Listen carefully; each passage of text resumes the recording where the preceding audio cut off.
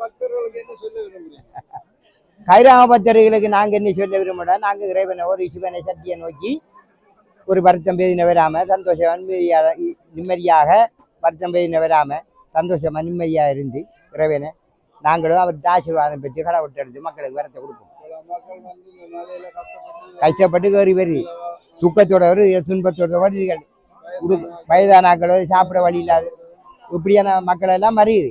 அது எங்களுடைய முருகன் தான் இதெல்லாம் வழி நடத்தணும். நாங்கள் முருகன் இருந்து தான் கேட்கணும் மரத்தை.